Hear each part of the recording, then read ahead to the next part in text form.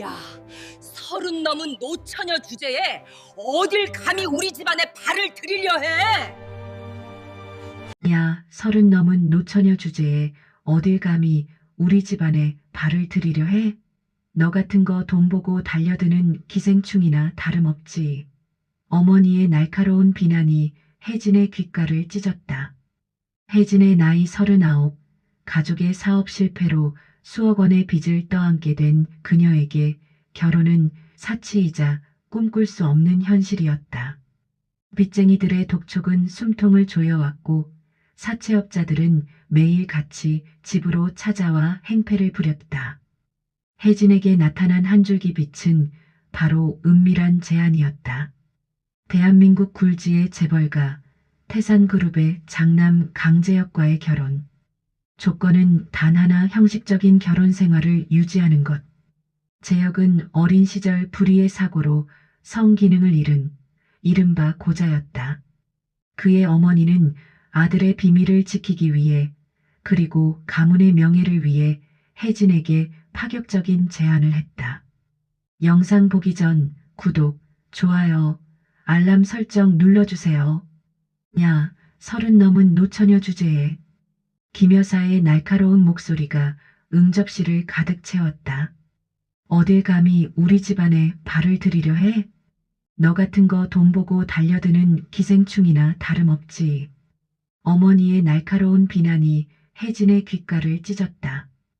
혜진은 고개를 숙인 채 아무 말도 하지 못했다. 혜진의 나이 39. 가족의 사업 실패로 수억 원의 빚을 떠안게 된 그녀. 결혼은 사치이자 꿈꿀 수 없는 현실이었다. 빚쟁이들의 독촉은 매일같이 숨통을 조여왔다. 이혜진 씨, 오늘까지 2천만 원 안 갚으면 집 날아갑니다. 부모님 건강 생각해서라도 빨리 갚으세요. 사채업자들은 매일같이 집으로 찾아와 행패를 부렸다. 현관문을 두드리는 소리, 욕설과 협박, 어머니의 울음소리, 아버지의 한숨, 삶의 벼랑 끝에 몰린 혜진. 그녀에게 나타난 한 줄기 빛은 바로 은밀한 제안이었다. 어느 날 한 통의 전화가 왔다. 이혜진 씨 맞으시죠? 태산그룹 비서실입니다. 대한민국 굴지의 재벌가 태산그룹. 그 장남 강재혁과의 결혼 제안이었다. 조건은 단 하나. 형식적인 결혼 생활을 유지하는 것. 왜 저 같은 사람을? 혜진은 믿을 수 없었다. 비서는 조심스럽게 설명했다. 도련님께서는 어린 시절 불의의 사고로, 재혁은 성기능을 잃었다. 이른바 고자였다. 그의 어머니 김 여사는 아들의 비밀을 지키기 위해 그리고 가문의 명예를 위해 혜진에게 파격적인 제안을 한 것이었다. 혜진 씨의 모든 빚을 탕감해 드립니다. 매달 5천만 원의 생활비를 지급하겠습니다. 계약은 법적으로 보호됩니다. 혜진은 주저할 겨를도 없이 그 제안을 받아들였다. 그녀에게는 선택의 여지가 없었다. 사랑 없는 결혼, 차가운 시선들, 그리고 앞으로 펼쳐질 비참한 삶을 예상했지만 가족을 지키기 위한 유일한 길이었다. 결혼식은 초호화로 진행되었다. 서울 시내 최고급 호텔, 수백 명의 하객, 화려한 샹들리에와 꽃 장식. 하지만 혜진의 마음은 잿빛이었다.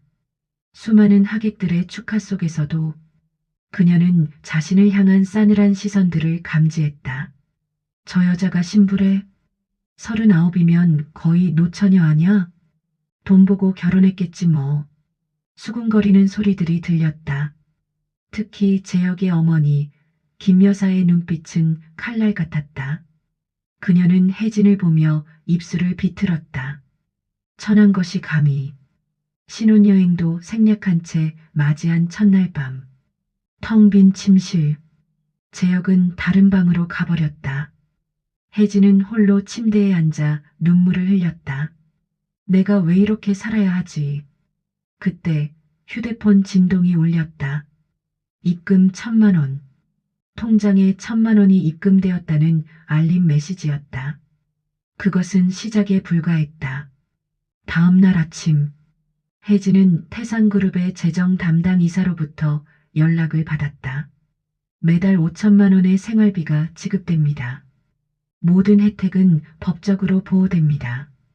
단 계약을 어기면 모든 것을 반환해야 합니다. 계약 결혼의 현실이 비로소 피부에 와닿는 순간이었다. 혜진은 이 돈으로 빚을 갚기 시작했다. 사채업자들에게 먼저 갚았다. 동생의 대학 학비도 보탰다. 부모님의 생활비도 지원했다. 가족들이 행복해하는 모습을 보며 혜진은 자신의 선택이 틀리지 않았다고 스스로를 위로했다. 이 정도는 참을 수 있어. 가족을 위해서라면. 그러나 재혁의 어머니 김 여사의 멸시는 갈수록 심해졌다. 그녀는 혜진을 투명 인간 취급했다. 식사 자리에서도 혜진에게는 말을 걸지 않았다. 사람들 앞에서 대놓고 망신을 주기도 했다. 우리 며느리는 원래 집안이 어떻게 됐다던가요? 아, 사업 망해서 빚더미에 앉았다죠? 혜진은 모든 것을 묵묵히 견뎌냈다. 이 모든 것이 가족을 위한 희생이라 생각하며 그녀는 자신을 더욱 강하게 만들었다. 하지만 그녀의 마음속 깊은 곳에서는 서서히 복수의 불씨가 타오르기 시작했다. 혜진의 결혼 생활은 매일이 가시밭길이었다. 결혼 3개월째, 시어머니 김 여사는 혜진을 철저하게 무시했다. 며느리로서의 어떤 권리도 인정하지 않았다. 집안의 모든 대소사에서 혜진은 늘 배제되었다. 이번 태산그룹 창립 기념식 말이에요. 혜진이 조심스럽게 물었다. 제가 준비할 게 있을까요? 김 여사는 차를 마시며 혜진을 쳐다보지도 않았다. 너는 신경 쓸 필요 없어. 그냥 당일에 따라오기만 하면 돼. 김 여사는 대놓고 말했다. 너는 우리 집안의 장식품일 뿐이니까. 혜진의 가슴이 쿵 하고 내려앉았다. 장식품. 그녀는 단지 장식품이었다. 태산그룹의 주요 행사에 참석할 때도 혜진은 늘 병풍처럼 뒤에 서 있어야 했다. 김 여사와 재혁은 앞에서 사람들과 인사를 나누고 혜진은 3미터 뒤에서 고개만 숙이고 서 있었다.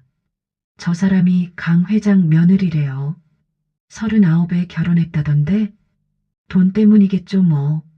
사람들은 그녀를 향해 수군거렸다. 그 시선들은 혜진의 가슴을 후벼 팠다. 재혁 또한 혜진에게 무관심했다. 그는 혜진을 아내로 대하기보다는 그저 한 집에 사는 동거인 정도로 여겼다. 아침 식사 자리. 재혁 씨, 오늘 일정이? 혜진이 말을 걸었지만 재혁은 신문을 보며 대답도 하지 않았다. 가끔 복도에서 마주칠 때도 서로 눈길조차 주지 않았다. 형식적인 부부관계는 차갑고 건조했다. 혜진은 밤마다 홀로 잠 못 이루는 날이 많아졌다. 넓고 화려한 침실. 하지만 그 안에는 혜진 혼자뿐이었다. 재혁은 다른 방에서 잤다. 그녀는 이 모든 것이 자신에게 주어진 운명이라고 생각하려 애썼다. 돈 때문에 시작된 관계야. 사랑이나 존중을 바라는 건 사치지. 혜진은 스스로를 다독였다. 하지만 인간이기에 상처받는 것은 어쩔 수 없었다. 혜진은 점점 더 내면 깊숙이 고독과 절망감을 품게 되었다. 거울을 볼 때마다 초라한 자신이 보였다. 나는 대체 뭐지? 장식품? 돈 받고 산 물건? 그녀는 자신을 단련시키기로 마음먹었다. 이대로 무너질 수는 없었다. 혜진은 시어머니의 멸시와 남편의 무관심 속에서도 꿋꿋하게 자신만의 삶을 찾아가기로 결심했다. 낮 10시, 혜진은 강남의 한 어학원으로 향했다. 영어 회화 수업. My name is HYJIN. Nice to meet you. 밤 8시, 요리 학원에서 서양 요리를 배웠다. 오늘은 프렌치 코스 요리를 만들어 볼게요. 혜진은 자기 개발에 힘썼다. 그리고 밤 11시 집에 돌아와 서재에 앉았다. 몰래 주식 투자와 부동산 공부를 했다. 삼성전자, 현대차, 부동산 시세 분석, 컴퓨터 화면을 뚫어져라 쳐다봤다. 혜진은 매달 받는 5천만 원 중 생활비와 가족 지원을 제외한 나머지를 모두 투자했다. 언젠가는 이 돈으로 시어머니는 혜진의 외출을 못마땅해 했다. 며느리가 맨날 밖으로만 돌아다니네. 집에서 살림이나 챙기지. 하지만 혜진은 묵묵히 자신의 길을 걸었다. 어차피 자신을 사람 취급하지 않는 시댁이었기에 혜진은 오히려 그들의 시선에서 자유로울 수 있었다. 나를 장식품이라고? 좋아. 장식품은 말도 안 하고 의견도 없으니까 내 마음대로 해도 되는 거지. 혜진은 이 모든 수모와 차별을 언젠가는 되갚아줄 날이 올 것이라고 다짐했다. 그녀의 마음속에는 복수의 불꽃이 서서히 타오르기 시작했다. 6개월이 지났다. 혜진의 주식 계좌는 2억 원이 되었다. 1년이 지났다. 5억 원이 되었다. 혜진은 밤마다 노트에 무언가를 적었다. 김 여사의 약점, 태산그룹의 비리 가능성, 제역의 비밀. 그녀는 철저하게 준비하고 있었다. 결혼 1년 6개월째. 어느 토요일 오후, 김 여사는 혜진을 불렀다. 혜진아, 오늘 백화점 같이 가자. 네. 어머니. 혜진은 조심스럽게 따라갔다. 강남 백화점 명품관. 김 여사는 친구들과 함께 쇼핑을 하고 있었다. 혜진은 뒤에서 가방을 들고 따라다녔다. 어머, 이거 예쁘네요. 혜진이 한 드레스를 만져봤다. 평범한 브랜드의 깔끔한 원피스였다. 50만 원 정도. 그때 김 여사가 다가왔다. 내까짓 게 어딜 감히 명품을 입어? 그녀의 목소리는 날카로웠다. 주제도 모르고 날뛰는 꼴이란. 김 여사는 백화점에서 혜진의 드레스를 보며 비웃었다. 주변 사람들이 쳐다봤다. 저 어머니, 이건 명품도 아니고. 혜진은 비싼 명품 드레스가 아닌 자신의 월급으로 산 평범한 옷을 입고 있었을 뿐이었다. 그러나 김 여사는 혜진의 모든 것을 못마땅해 했다. 닥쳐. 내가 뭘 입든 다 과분해. 김 여사의 친구들이 킥킥거렸다. 김 사장님, 며느리 교육 좀 시키셔야겠어요. 그러게 말이에요.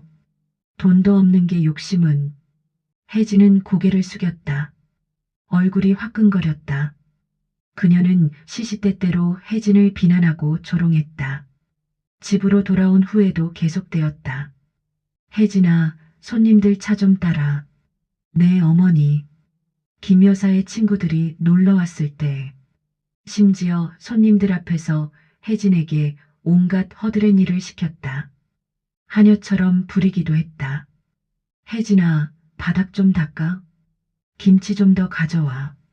설거지 좀 해. 손님들은 혜진을 동정의 눈으로 바라봤다. 혜진은 끓어오르는 분노를 억눌렀다. 겉으로는 태연한 척했지만 그녀의 마음속은 이미 폭풍우가 몰아치고 있었다. 참아, 참아, 조금만 더. 밤 11시. 혜진은 자신의 방에서 노트를 펼쳤다. 이 모든 모욕을 언젠가는 반드시 되갚아줄 거야. 혜진은 매일 밤 잠자리에 들기 전 이를 갈았다. 그녀는 자신의 복수를 위한 계획을 치밀하게 세웠다. 1단계 재산 축적 마이너스 진행 중, 2단계 증거 수집 마이너스 준비 중, 3단계 반격 마이너스 대기 중. 제역은 여전히 혜진에게 무관심했다. 그는 아내가 무엇을 하는지 전혀 관심이 없었다. 하지만 그의 무관심은 오히려 혜진에게 자유를 주었다. 혜진은 제역의 눈을 피해 자신의 재산을 불려나갔다. 부동산과 주식 투자로 상당한 수익을 올렸다. 삼성전자 30% 수익, 강남 아파트 20% 상승. 그녀는 모든 재산을 비자금으로 빼돌렸다. 가족들에게도 이 사실을 비밀로 했다. 혜진아, 돈 좀 보내줘. 동생이 전화했다. 응, 1,000만 원 보낼게. 혜진은 가족에게 계속 돈을 보냈다. 하지만 자신이 모은 10억 원은 절대 말하지 않았다. 혜진은 더 이상 그들의 돈에 얽매이지 않고 자신만의 힘으로 일어서고 싶었다. 그러던 어느 날, 태산그룹 창립 50주년 기념 파티, 서울 시내 최고급 호텔, 수백 명의 재벌가 사람들이 모였다. 혜진은 단정한 드레스를 입고 행사장 구석에 서 있었다. 김 여사가 친구들과 와인을 마시며 웃고 있었다. 혜진이 지나가는 순간 김 여사가 실수로 와인 잔을 기울였다. 아! 붉은 와인이 혜진의 흰색 드레스에 쏟아졌다. 어머, 미안해. 김 여사는 사과 한마디 없이 오히려 혜진을 비난했다. 내가 나대니까 이런 일이 벌어지는 것 아니냐. 조심 좀 하지 그랬어? 주변 사람들이 수군거렸다. 혜진의 눈에서는 분노의 불꽃이 튀었다. 그녀는 더 이상 참을 수 없었다. 혜진은 김 여사를 향해 차갑게 말했다. 어머니. 혜진의 목소리는 낮고 단호했다. 이제 더 이상은 안 참겠습니다. 제가 어떤 사람인지 똑똑히 보여드리겠습니다. 김 여사는 혜진의 말에 코웃음을 쳤다. 뭐, 내가 뭘 할 수 있다고? 내까짓게 뭘 할 수 있다고? 어디 한번 해봐. 혜진은 김 여사의 조롱 섞인 말에 이를 악물었다. 그녀의 복수는 이제 시작될 참이었다. 결혼 2년째. 혜진의 복수는 치밀하게 준비되었다. 그녀는 김 여사와 태산그룹의 비리를 캐내기 시작했다. 매일 밤 재혁이 잠든 후 혜진은 조용히 서재로 향했다. 어느 날 밤 2시, 재혁의 서재. 혜진은 책상 서랍을 조심스럽게 열었다. 그 안에서 우연히 발견한 USB. 이게 뭐지? 혜진은 USB를 컴퓨터에 꽂았다. 화면에 떠오른 파일들. 비자금 조성 내역, XLSX, 비밀 계약서 2020, PDF, 리베이트 명단, DOCX, 김 여사의 비자금 조성 내역과 여러 불법적인 계약서들이 담겨 있었다. 이건 대박이잖아. 혜진은 이를 복사하여 자신의 외장하드에 저장했다. 그리고 안전한 곳에 보관했다. 은행 금고에 맡겼다. 혜진은 더 깊이 파고들었다. 태산그룹의 하청업체 비리, 어건설사의 50억 원 부당 지급, 리베이트 수수, 비업체로부터 10억 원 리베이트, 김 여사가 저지른 수많은 불법 행위들을 파헤쳤다. 혜진은 변호사를 고용했다. 최 변호사님, 이 사건 맡아주실 수 있으신가요? 물론입니다. 증거만 확실하다면. 회계 전문가들의 도움도 받았다. 이 금액은 명백한 횡령입니다. 이건 배임죄에 해당하고요. 모든 증거를 수집했다. 3개월 동안 혜진은 밤낮 없이 움직였다. 그녀는 그들이 예상하지 못한 방식으로 복수할 계획을 세웠다. 1단계 증거 확보 마이너스 완료. 2단계 주가 조작 준비 마이너스 진행 중. 3단계 언론 플레이 마이너스 대기 중. 그러던 어느 날 김 여사가 혜진을 불렀다. 혜진아, 이리 와봐. 거실에는 김 여사와 변호사가 앉아 있었다. 너 같은 천박한 년은 우리 집안에 어울리지 않아. 김 여사의 목소리는 차갑고 단호했다. 당장 이혼하고 꺼져. 김 여사는 혜진에게 이혼 합의서를 던졌다. 서류가 바닥에 떨어졌다. 혜진은 서류를 집어들고 읽기 시작했다. 이혼 합의서, 위자료 영원, 재산 분할 없음, 생활비 반환 24억 원. 합의서에는 혜진에게 단 한 푼의 위자료도 주지 않겠다는 내용. 오히려 그동안 받은 생활비를 모두 반환하라는 내용이 담겨 있었다. 혜진은 합의서를 천천히 찢어버렸다. 찢찢찢.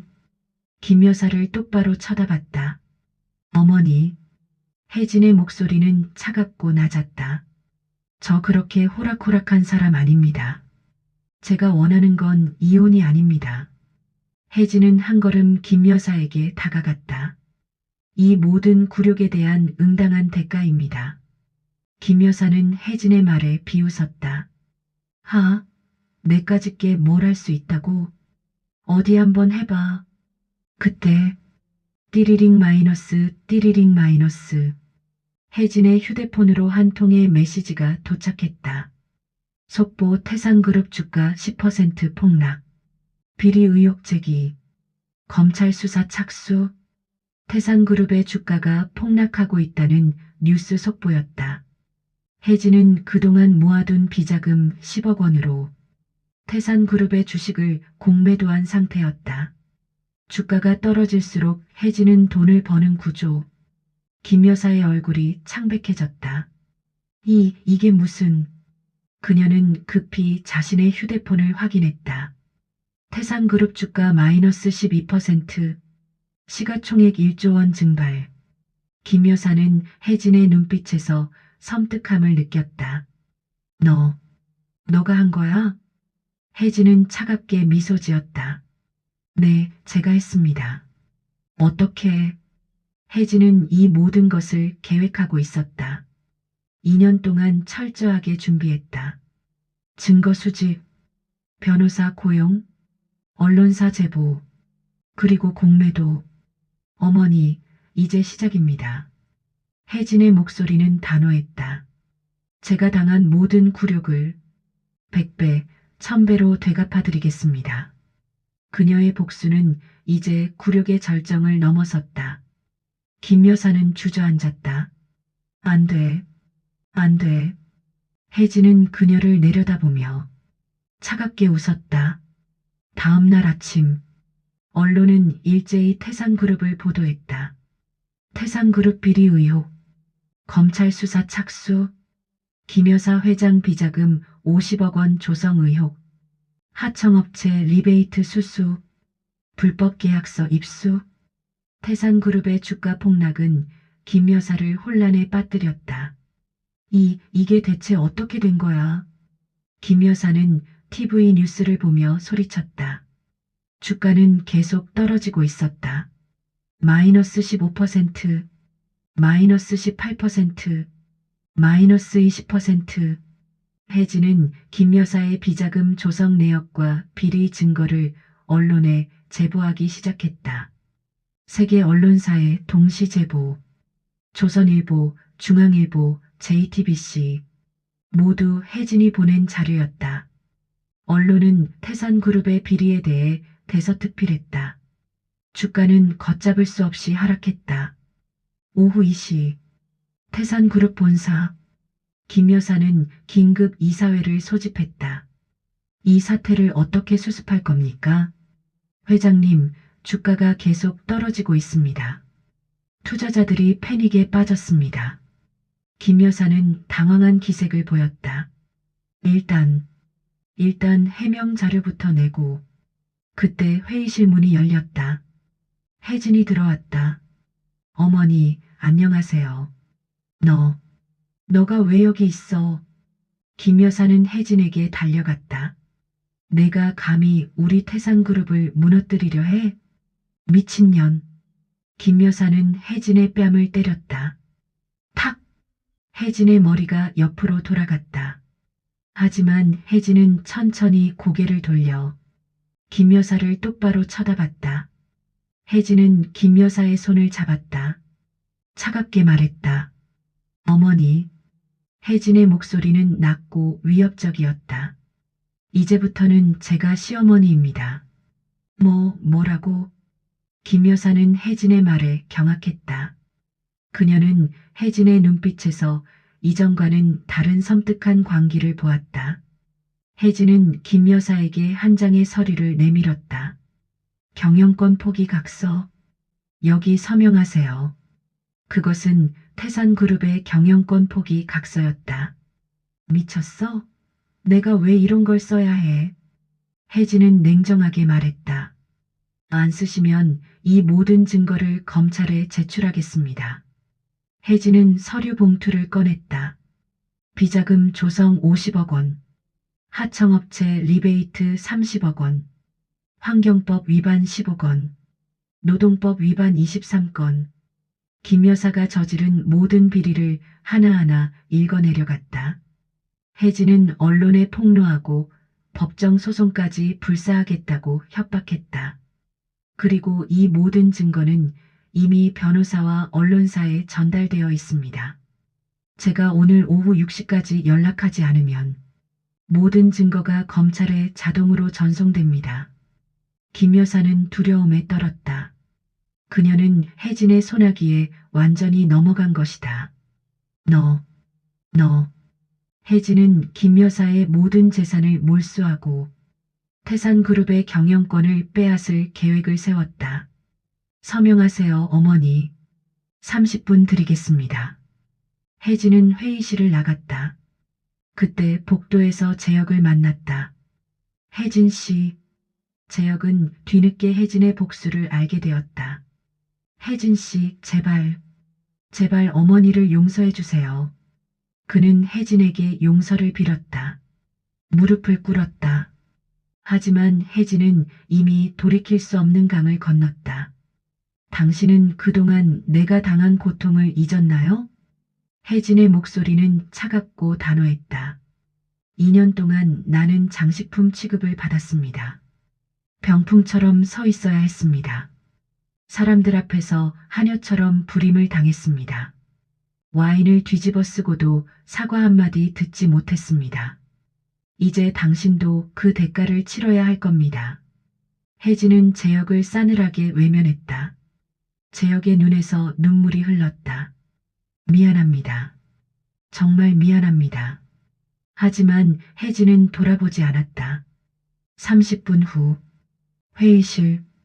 김 여사는 떨리는 손으로 서명했다. 경영권 포기 각서. 김 여사. 서명이 완료되었다. 태산그룹의 경영권은 위태로워졌다. 김 여사와 재혁은 혜진의 소나기에 놓이게 되었다. 긴장감은 최고조에 달했다. 혜진은 서류를 챙겨 회의실을 나왔다. 그녀의 입가에는 차갑고 섬뜩한 미소가 떠올랐다. 이제 시작이야. 복수의 이막이 열리는 순간이었다. 일주일 후 혜진은 태산그룹의 주주총회를 소집했다. 긴급 임시 주주총회. 주주총회 개최 공고. 일시 2025년 5월 15일 오후 2시. 장소 태산그룹 본사 대강당. 주주총회장에는 수많은 기자들이 몰려들었다. 100명이 넘는 기자들. 카메라가 번쩍이고 마이크가 늘어섰다. 주주들도 긴장한 표정으로 입장했다. 대체 무슨 일이 일어나는 거야? 혜진 씨가 뭘 발표한다는 거지? 오후 2시. 혜진이 단상에 올랐다. 검은색 정장에 하얀 블라우스, 머리를 단정하게 올린 모습. 그녀의 눈빛은 단호하고 차가웠다. 주주 여러분, 그리고 기자 여러분. 혜진은 마이크 앞에 섰다. 오늘 제가 이 자리에 선 이유는 태산그룹에서 일어난 불법 행위를 공개하기 위함입니다. 주주총회장이 술렁였다. 혜진은 그동안 모아둔 증거들을 공개하기 시작했다.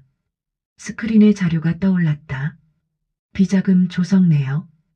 2020년 15억 원, 2021년 18억 원, 2022년 17억 원, 총 50억 원. 김 여사의 비리를 하나하나 폭로했다. 김 여사는 객석 앞줄에 앉아 있었다. 그녀의 얼굴이 창백해졌다. 재혁은 옆에서 고개를 숙였다. 혜진은 차분하고 단호한 목소리로 계속 말했다. 김 여사는 태산그룹의 자금을 횡령했습니다. 불법적인 방법으로 재산을 증식했습니다. 스크린에 또 다른 자료가 떠올랐다. 하청업체 리베이트 내역, 어건설 5억 원, 비자재 3억 원, 시물류 2억 원, 또한 하청업체로부터 리베이트를 수수했습니다.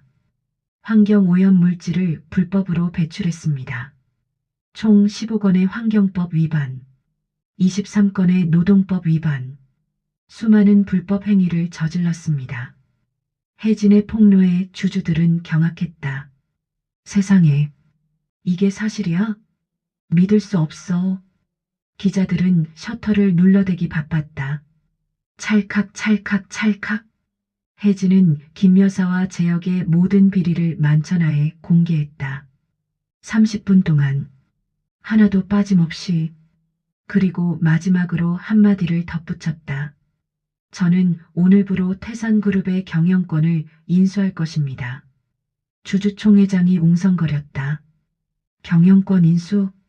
어떻게? 해진은 서류를 들어 올렸다. 김 여사의 경영권 포기 각서입니다. 법적으로 유효한 문서입니다. 그리고 저는 지난 2년간 태산그룹 주식 15%를 매입했습니다. 김 여사의 지분 30%와 합쳐 총 45%의 지분을 확보했습니다. 이제 저는 태산그룹의 최대 주주입니다. 주주들은 박수를 쳤다. 짝짝짝짝. 해진은 김 여사를 쳐다봤다. 그리고 김 여사와 재혁은 모든 법적인 책임을 질 것입니다. 저는 오늘 오후 4시에 이 모든 증거를 검찰에 제출할 것입니다. 김 여사는 그 말을 듣고 실신했다. 어머니, 재혁이 김 여사를 붙잡았다. 혜진 씨, 제발. 재혁은 절규했다. 하지만 혜진은 냉정하게 단상에서 내려왔다. 혜진은 태산그룹의 새로운 주인이 되었다. 그녀의 복수는 완벽하게 성공했다. 다음 날, 혜진은 김 여사와 재혁이 저지른 모든 비리를 법정에 넘겼다. 검찰은 즉시 수사에 착수했다. 김 여사 회장 긴급 체포, 태산그룹 비리 전면 수사. 그들은 결국 법의 심판을 받게 되었다. 일주일 후, 혜진은 기자회견을 열었다. 저는 태산그룹을 투명하고 윤리적인 기업으로 만들겠습니다. 모든 불법 행위를 근절하겠습니다. 직원들에게 공정한 대우를 하겠습니다. 사회적 책임을 다하는 기업이 되겠습니다. 혜진은 선언했다. 그녀의 눈빛에는 뜨거운 복수심과 함께 새로운 시작에 대한 희망이 빛났다. 39세 빚쟁이 노처녀였던 혜진. 이제 대한민국 10대 재벌 그룹의 회장이 되었다. 2주 후, 혜진은 태산그룹의 경영권을 완전히 장악했다. 새로운 회장실. 혜진은 태산그룹의 모든 파일을 조사하기 시작했다. 김 여사와 재혁의 모든 비리를 낱낱이 파헤쳤다. 회계팀, 지난 10년간 모든 장부 가져와요. 네, 회장님. 그녀는 태산그룹의 모든 회계 장부를 조사했다. 밤낮 없이 불법적인 거래 내역을 찾아냈다. 그리고 그 과정에서 어느 날 밤 11시, 혜진은 오래된 파일 하나를 발견했다. 의료기록 마이너스 강제역 1995년. 사고보고서 마이너스 기밀. 충격적인 진실을 마주하게 되었다. 재혁이 고자가 된 것이 불의의 사고가 아니었다는 사실. 혜진은 파일을 읽기 시작했다. 1995년 8월 15일. 환자 강제역 당시 10세. 진단 고의적 손상. 세상에. 어린 시절 재혁은 태산그룹의 비밀을 알게 되었다. 파일 속 재혁의 진술서. 저는 봤습니다. 엄마가 할아버지를 밀어서 할아버지는 계단에서 떨어졌어요. 김 여사는 태산그룹의 창업주인 재혁의 할아버지를 살해했다. 그리고 재혁의 아버지를 감금하여 경영권을 찬탈한 것이었다. 아버지 감금 기록 1995-2000. 정신병원 위장 입원. 실제로는 강제 격리. 재혁은 이 모든 사실을 폭로하려 했다. 하지만 김 여사는 재혁의 입을 막기 위해 그를 불의의 사고로 위장하여 성기능을 잃게 만들었다. 수술 기록 의도적 손상, 집도의 긴 매수됨. 혜진은 이 모든 진실에 경악했다. 손이 떨렸다. 이럴 수가. 그리고 재혁이 혜진에게 무관심했던 이유도 알게 되었다. 또 다른 파일. 감시 일지 마이너스 강재혁. 2023년 1월 혜진과 대화 3회 마이너스 경고. 2023년 3월 혜진과 외출 1회 마이너스 제재. 그는 김 여사에게 감시당하고 있었던 것이다. 혜진에게 다가가면 김 여사가 제재를 가했다. 그래서 재혁은 일부러 무관심한 척했다. 혜진을 보호하기 위해. 그리고 마지막 파일. 증거 수집 목록 마이너스 강재혁. 비자금 조성 내역 복사본. 리베이트 녹취록. 계약서 사본. 재혁은 혜진이 김 여사와 싸우는 동안 혜진을 돕기 위해 몰래 증거들을 수집하고 있었다. 혜진이 발견한 USB. 그것도 사실 재혁이 일부러 둔 것이었다. 혜진은 재혁의 진심을 알게 되자 오열했다. 흑, 파일을 안고 울었다. 그녀는 자신이 재혁을 너무나도 오해하고 있었음을 깨달았다. 재혁 씨는 날 지키려고. 다음 날 아침, 혜진은 재혁을 찾아갔다. 재혁은 작은 오피스텔에 혼자 살고 있었다. 재혁 씨, 문이 열렸다. 재혁은 초라한 모습이었다. 혜진 씨. 혜진은 재혁에게 진심으로 사과했다. 무릎을 꿇고 미안해요. 정말 미안해요. 제가 몰랐어요.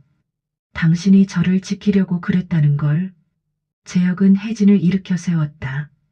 아니에요. 제가 미안해요. 제가 더 용감했어야 했는데. 두 사람은 서로를 껴안고 울었다. 이제 함께해요. 혜진이 말했다. 당신의 복수를 함께하겠어요. 그리고 재혁의 복수를 함께하기로 결심했다. 일주일 후, 혜진은 이 모든 진실을 언론에 폭로했다. 기자회견장. 김 여사는 창업주를 살해했습니다. 재혁의 아버지를 5년간 감금했습니다. 그리고 10세 아이를 고의로 다치게 했습니다. 김 여사의 악행은 온 세상에 알려졌다. 태산그룹 창업주 살인 사건. 김 여사 아들 고해 상해. 30년간 숨겨진 진실. 그녀는 법의 심판을 받게 되었다. 김 여사는 구속되었다. 살인, 감금, 상해, 횡령. 모든 혐의가 인정되었다. 재혁은 혜진의 도움으로 자유를 되찾았다. 그리고 태산그룹의 진정한 주인이 되었다. 재혁 씨를 태산그룹 공동대표로 임명합니다. 주주총회에서 혜진이 발표했다.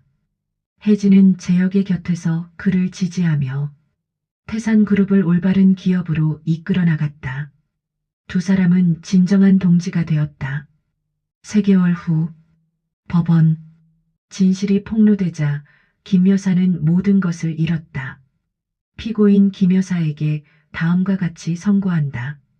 판사가 망치를 두드렸다. 횡령죄, 살인죄, 감금죄, 상해죄. 징역 25년. 톡! 그녀는 횡령, 살인 교사, 감금 등 수많은 혐의로 구속되었다. 김 여사는 법정에서 절규했다. 아니야, 나는 억울해. 하지만 아무도 듣지 않았다. 재혁은 혜진의 도움으로 태산그룹의 경영권을 완전히 되찾았다. 주주총회. 강재혁 대표이사 선임권. 찬성 95% 가결되었습니다. 그리고 김 여사를 상대로 손해배상 소송을 제기했다. 손해배상 청구액 500억 원. 태산그룹이 입은 피해 전액. 혜진은 재혁의 곁에서 그를 도왔다. 태산그룹의 재건에 힘썼다.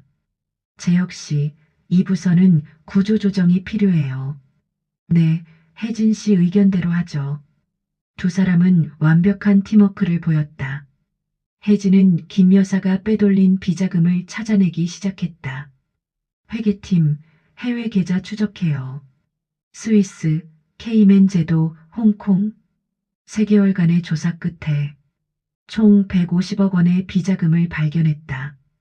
태산그룹에 환수했다. 150억 원 전액 회수 완료. 태산그룹 계좌로 입금. 그리고 김 여사가 저지른 모든 불법 행위에 대한 증거 하나도 빠짐없이 수집하여 법원에 제출했다. 증거 목록 1번부터 237번까지 모두 제출합니다. 6개월 후 최종 판결. 피고인 김 여사. 판사가 엄숙하게 말했다. 살인죄의 중대성을 고려하여 무기징역을 선고한다. 톡. 김 여사는 결국 무기징역을 선고받았다. 그녀는 평생을 감옥에서 썩게 될 운명에 처했다. 안 돼. 안 돼. 김 여사는 법정에서 끌려나갔다. 혜진은 이 모든 과정을 지켜보며 카타르시스를 느꼈다. 방청석에서 조용히 눈물을 흘렸다.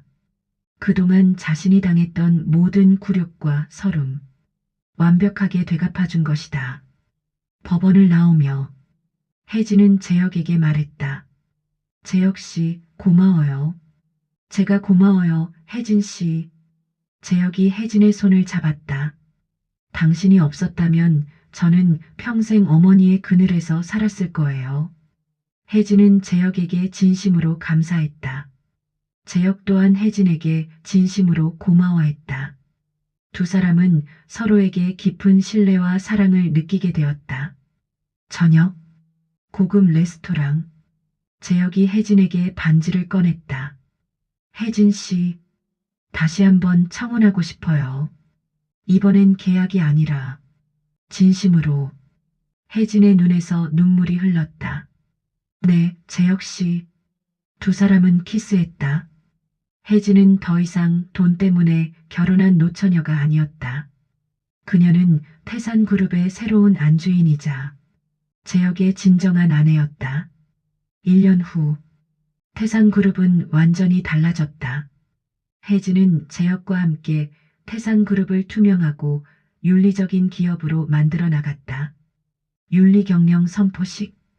태산그룹, 새로운 시작. 그들은 직원들에게 공정한 대우를 했다. 최저임금 20% 인상, 육아휴직 100% 보장, 복지 혜택 대폭 확대, 사회공헌 활동에도 적극적으로 참여했다. 태산 장학재단 설립, 연간 100억 원 기부, 저소득층 학생 1000명 지원. 태산그룹은 혜진과 재혁의 노력으로 다시 한번 성장했다. 주가는 2배로 올랐다. 사람들의 존경을 받게 되었다. 태산그룹 가장 일하고 싶은 기업 1위, 윤리경영 대상 수상. 혜진은 복수심에 불타오르던 과거의 자신을 뒤로했다. 새로운 삶을 살아가게 되었다. 어느 날 저녁, 재혁과 함께 산책하며 재혁 씨 행복해요. 혜진이 미소 지었다. 저도요, 혜진 씨. 재혁이 혜진을 껴안았다. 그녀는 이제 더 이상 외롭거나 불행하지 않았다. 그녀의 삶은 비로소 진정한 행복을 찾은 것이다. 39세의 빚쟁이로 시작한 결혼. 이제는 진정한 사랑으로 완성되었다. 5년 후 여자교도소. 김 여사는 감옥에서 혜진과 재혁에게 온갖 저주를 퍼부었다. 이 천벌받을 년들, 너희들 다 망할 거야. 내가 저주해 줄 테니까. 면회온 변호사에게도 소리쳤다. 하지만 그녀의 저주는 아무런 소용이 없었다. 혜진과 재혁은 더욱 단단해졌다. 태산그룹은 승승장구했다. 태산그룹 5년 연속 매출 신장, 시가총액 10조 원 돌파, 국내 5대 기업 진입. 김 여사는 감옥에서 비참한 말년을 보냈다. 하루하루가 지옥이었다. 차가운 감방, 거친 식사, 동료 재소자들의 따돌림. 저 여자 살인자래. 자기 아들도 다치게 했대. 그녀는 자신에게 찾아오는 사람 하나 없이 홀로 고독하게 지냈다. 재혁은 한 번도 면회를 오지 않았다. 친구도 친척도 없었다. 10년 후, 김 여사는 감옥에서 병을 얻었다. 암, 말기였다. 환자 김 여사, 여명 3개월. 교도소 의무실. 김 여사는 홀로 누워 있었다. 재혁아. 그녀는 아들의 이름을 불렀다. 하지만 아무도 오지 않았다. 2035년 12월 25일. 크리스마스 날. 김 여사는 홀로 고독하게 죽어갔다. 향년 78세. 장례식에는 아무도 오지 않았다. 무연고 사망자로 처리되었다. 다음 날, 혜진은 김 여사의 죽음 소식을 들었다. 회장님, 김 여사가 어제 사망했습니다. 비서가 조심스럽게 보고했다. 혜진은 아무런 감흥이 없었다. 그렇군요. 장례는요? 무연고 처리됐습니다. 혜진은 잠시 침묵했다. 그녀는 이미 김 여사를 용서했다. 마음속으로는. 하지만 그녀가 저지른 죄는 용서받을 수 없다고 생각했다. 알겠습니다. 혜진은 더 이상 김 여사에게 신경 쓰지 않았다. 혜진은 재혁과 함께 태산그룹을 더욱 발전시켰다. 글로벌 진출 계획, 친환경 사업 확대, AI 기술 투자. 그들은 직원들에게 최고의 복지를 제공했다. 평균 연봉 8천만 원, 주 4일 근무제 도입, 사내 어린이집 무료 운영, 사회적 책임을 다하는 모범 기업으로 만들었다. 탄소 중립 달성, 지역사회 일자리 창출 5천 개. 혜진은 또한 새로운 프로젝트를 시작했다. 혜진 여성 리더십 재단, 여성들의 사회 진출을 돕기 위한 재단 설립, 연간 500명 교육 지원, 창업 자금 100억 원 조성, 불우한 이웃을 돕는 데에도 적극적으로 참여했다. 저소득층 주거 지원, 한부모 가정 생계비 지원, 독거노인 돌봄 사업. 그녀는 자신의 경험을 바탕으로 사회의 약자들을 돕는 데 앞장섰다. 저도 한때는 빚쟁이였습니다. 혜진은 강연회에서 말했다. 하지만 포기하지 않았습니다. 여러분도 할 수 있습니다. 청중들이 박수를 쳤다. 짝짝짝짝. 혜진은 진정한 리더로 성장했다. 그녀는 사람들의 존경을 받았다. 대한민국 여성 리더 1위, 올해의 CEO 선정, UN 여성 인권대사 임명, 사회에 긍정적인 영향을 미쳤다. 재혁은 혜진의 모든 활동을 지지했다. 그녀의 곁에서 든든한 조력자가 되어주었다. 혜진 씨, 오늘 강연 정말 좋았어요. 고마워요, 재혁 씨. 두 사람은 서로에게 없어서는 안 될 존재가 되었다. 그들의 사랑은 시간이 지날수록 더욱 깊어졌다. 15년이 지난 지금, 혜진과 재혁은 여전히 행복했다. 어느 저녁, 집 거실에서 재혁 씨 행복해요? 혜진이 물었다. 네, 정말 행복해요. 재혁이 혜진을 안았다. 혜진은 이제 더 이상 과거의 아픔에 얽매이지 않았다. 그녀는 자신의 삶을 개척했다. 사회에 기여하며 행복하게 살았다. 김 여사의 응징은 혜진에게 새로운 삶의 기회를 주었다. 그녀는 진정한 의미의 승리자가 되었다. 39세 빚쟁이 노처녀에서 대한민국을 대표하는 여성 리더로 김 여사 사망 3년 후 2038년 혜진은 끊임없이 태산그룹을 성장시켰다. 태산그룹 글로벌 50대 기업 진입, 시가총액 20조 원 돌파. 그녀는 과거의 상처를 딛고 더욱 강해졌다. 하지만 재혁은 달랐다. 그는 여전히 어딘가 불안해 보였다. 밤마다 악몽을 꾸었다. 으악! 재혁이 비명을 지르며 일어났다. 재혁 씨, 괜찮아요? 혜진이 재혁을 안았다. 꿈을 꿨어요. 그의 표정에는 알 수 없는 그림자가 드리워져 있었다. 혜진은 재혁의 변화를 감지했다. 불안감을 느꼈다. 재혁 씨, 무슨 일 있어요? 말해주세요. 하지만 재혁은 고개를 저었다. 아니에요. 아무것도 아니에요. 한 달이 지났다. 재혁의 불안은 더욱 심해졌다. 그는 술을 마시기 시작했다. 혼자 서재에 틀어박혀 있었다. 그러던 어느 날, 재혁은 혜진을 불렀다. 혜진 씨, 드릴 말씀이 있어요. 서재. 재혁의 손에는 낡은 편지가 들려 있었다. 이게 뭐예요? 어머니가, 김 여사가 죽기 전에 남긴 편지예요. 재혁은 혜진에게 충격적인 고백을 했다. 제 친모가 따로 있다고 합니다. 뭐라고요? 혜진은 편지를 받아 읽기 시작했다. 재혁에게 이 편지를 읽을 때쯤이면 나는 이미 죽었을 것이다. 너에게 숨겨온 진실을 이제 말하겠다. 너의 진짜 어머니는 따로 있다. 김 여사가 죽기 전에 남긴 비밀 편지. 그 안에는 재혁의 친모가 따로 있다는 내용이 담겨 있었다. 혜진은 계속 읽었다. 너의 친모는 강은주. 태산그룹 창업주 강태산의 숨겨진 딸이었다. 재혁의 친모는 태산그룹의 창업주인 재혁의 할아버지의 숨겨진 딸이었다. 강은주는 혼외자로 태어났다. 하지만 창업주는 그녀를 사랑했다. 그녀에게 재산의 절반을 물려주려 했다. 나는 그것을 막기 위해 강은주를 살해했다. 그리고 그녀의 아들, 너를 빼앗아 내 아들로 키웠다. 김 여사는 재혁의 친모를 살해했다. 그리고 재혁을 빼앗아 자신의 아들로 키운 것이었다. 이 모든 사실에 혜진은 경악했다. 세상에, 김 여사의 악행은 끝이 없었다. 재혁은 편지를 읽고 일주일 동안 아무것도 하지 못했다. 충격이 너무 컸다.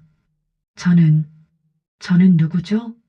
제 정체성은 뭐죠? 재혁은 이 진실을 알고 혼란스러워했다. 하지만 이내 결심했다. 복수를 다짐했다. 혜진 씨, 재혁이 혜진의 손을 잡았다. 저와 함께 이 모든 진실을 밝혀주세요. 제 친모의 명예를 되찾고 싶어요. 그리고 김 여사가 숨긴 모든 비밀을 세상에 알리고 싶어요. 그는 혜진에게 도움을 요청했다. 혜진은 재혁의 손을 꽉 잡았다. 물론이에요, 재혁 씨. 제가 함께 할게요. 함께 복수를 다짐했다. 그들의 새로운 복수는 이제 막 시작될 참이었다. 다음 날, 혜진과 재혁은 조사를 시작했다. 강은주에 대한 모든 기록을 찾아요. 출생 기록, 사망 기록, 재산 기록. 김 여사의 죽음은 새로운 진실을 밝히는 계기가 되었다. 혜진과 재혁은 더욱 굳건한 동지가 되었다. 한 달 후, 그들은 강은주의 무덤을 찾았다. 무연고 묘지, 아무도 찾지 않는 외진 곳. 어머니, 재혁이 무덤 앞에 무릎을 꿇었다. 제가 늦었습니다. 그들은 태산그룹의 숨겨진 비밀을 파헤치기 시작했다. 재혁의 친모의 억울함을 풀기로 결심했다. 창업주의 유언장을 찾아야 해요. 분명 어딘가에 있을 거예요. 혜진은 재혁의 곁에서 그를 지지했다. 이 모든 싸움을 함께 이겨내기로 했다. 재혁 씨, 우리 함께 해내요. 네, 혜진 씨. 그들의 앞날은 예측할 수 없었다. 하지만 그들은 서로를 믿고 함께 나아갔다. 새로운 복수는 더욱 거대하고 복잡했다. 하지만 혜진과 재혁은 함께라면 무엇이든 할 수 있다고 믿었다. 우리는 진실을 밝힐 거예요. 혜진이 단호하게 말했다. 그리고 재혁 씨 친모님의 명예를 되찾을 거예요. 재혁이 고개를 끄덕였다. 새로운 여정이 시작되었다. 6개월 후 혜진과 재혁은 창업주의 비밀 금고를 찾아냈다. 태산그룹 본사 지하. 오래된 금고실. 여기에요, 재혁 씨. 금고를 열자 안에는 여러 문서들이 보관되어 있었다. 그중 하나. 김 여사의 유언장. 혜진과 재혁은 충격적인 사실을 알게 되었다. 최종 유언장. 작성일 2035년 11월 1일. 김 여사는 죽기 한 달 전 자신의 모든 재산을 재혁의 친모 강은주에게 상속한다는 유언장을 남긴 것이었다. 나의 모든 재산을 강은주에게 상속한다. 그녀에게 저질렀던 죄를 조금이라도 갚고 싶다. 혜진이 유언장을 읽어내려갔다. 나는 평생을 죄책감에 시달렸다. 강은주를 살해한 그날부터 매일 밤 악몽을 꿨다. 그녀의 얼굴이 나를 괴롭혔다. 김 여사는 재혁의 친모를 살해한 후 죄책감에 시달리며 평생을 살아왔던 것이다. 재혁아, 미안하다. 내 친모를 빼앗아 미안하다. 하지만 나는 내가 필요했다.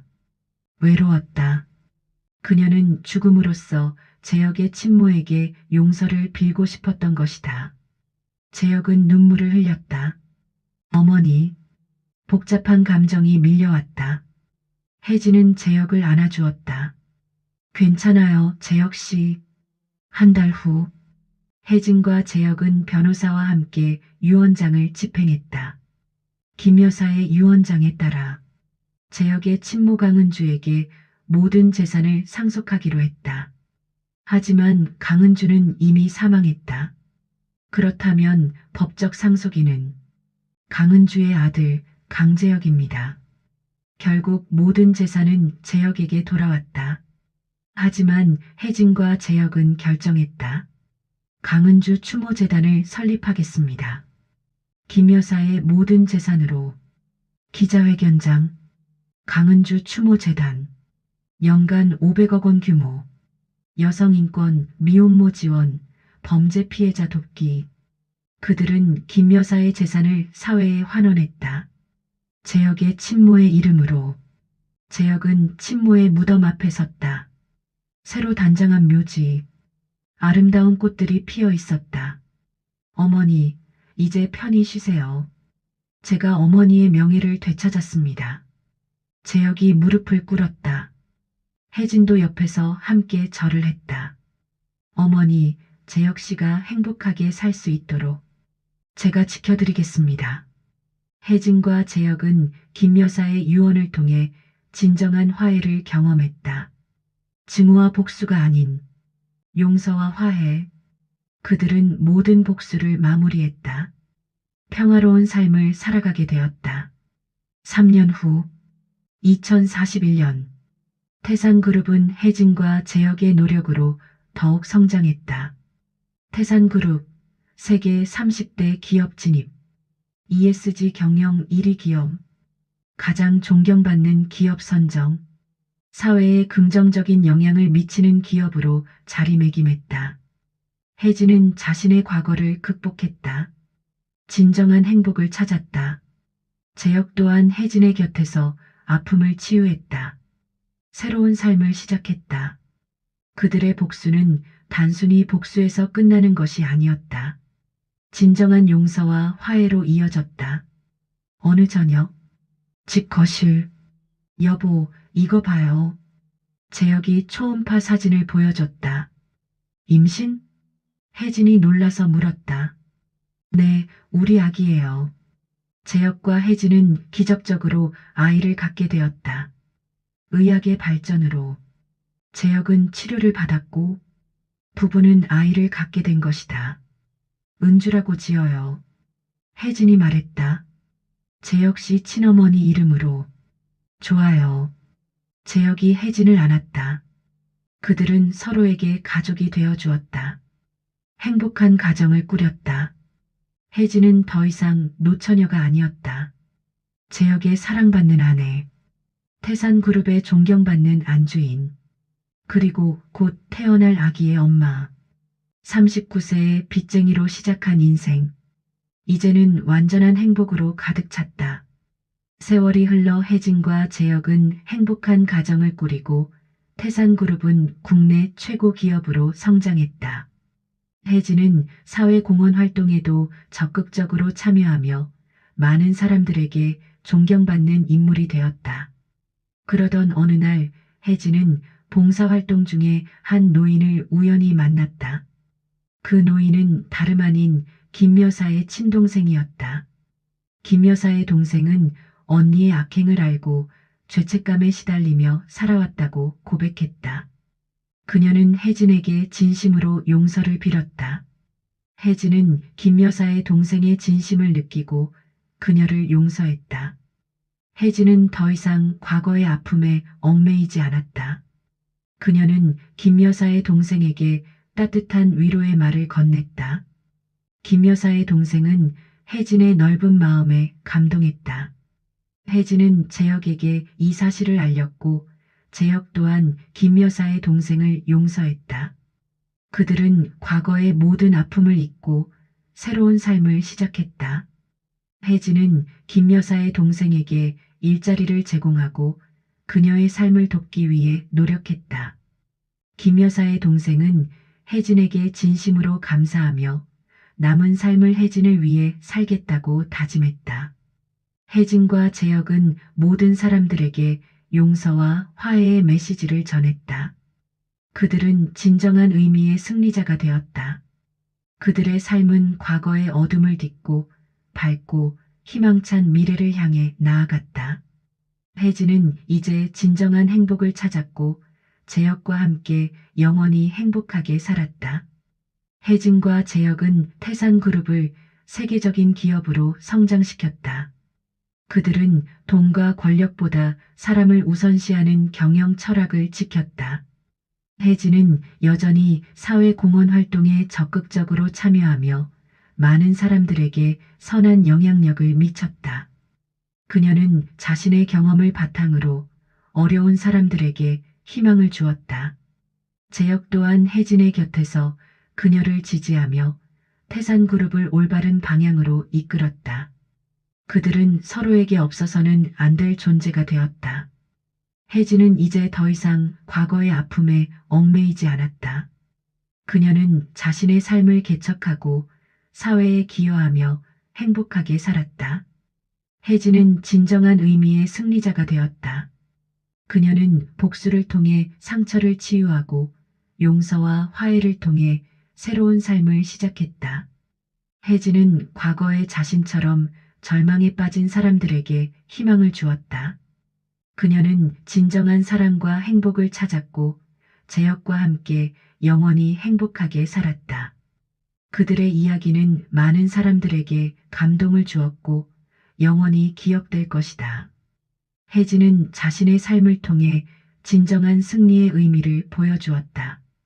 그것은 단순히 복수에서 끝나는 것이 아니라 상처를 치유하고 용서하며 새로운 삶을 살아가는 과정이었다. 그녀는 이 모든 과정을 통해 진정한 행복을 찾았고 세상을 변화시켰다. 혜진의 이야기는 앞으로도 많은 사람들에게 영감을 줄 것이다.